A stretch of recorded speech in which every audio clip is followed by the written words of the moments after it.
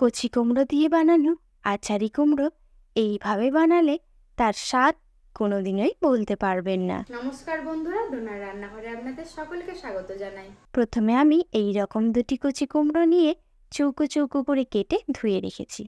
কড়াই তেল গরম করে গোটা গরম মশলা, শুকনো লঙ্কা ফোড়ন দিয়ে 1 চামচ কস্তুরি মেথি, 1 চামচ আদা বাটা, 1 চামচ হলুদ গুঁড়ো, 1 চামচ লঙ্কা গুঁড়ো, 1 চামচ কাশ্মীরি লঙ্কার গুঁড়ো, 1 চামচ ধনে গুঁড়ো, 1/2 চামচ জিরে গুঁড়ো দিয়ে মশলাটা কষিয়ে তার মধ্যে কুমড়োগুলো তুলে দিয়ে ভালোভাবে মিশিয়ে নেব।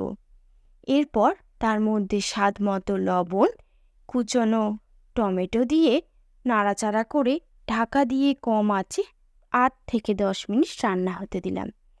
এই সময় কুমড়ো থেকে যে জল বেরোবে তাতেই কুমড়োটা সেদ্ধ হয়ে যাবে। 10 মিনিট পর ঢাকা খুলে 1 চামচ চিনি, 1 চামচ আমচুর পাউডার, ধনেপাতা কুচি দিয়ে ভালোভাবে মিশিয়ে নিলাম। তৈরি হয়ে গেল অপূর্ব স্বাদের আচারি কুমড়ো। এই আচারি কুমড়ো আপনারা লুচি, পরোটা, রুটি বা ভাতের সাথেও খেতে পারেন। কথা দিচ্ছি আপনাদের ভালো লাগবেই। ভিডিওটি ভালো লেগে থাকলে অবশ্যই লাইক, শেয়ার এবং কমেন্ট করবেন। আর আপনি যদি আমার প্রোফাইলে নতুন হয়ে থাকেন তাহলে আমার প্রোফাইলটিকে ফলো করে নেবেন।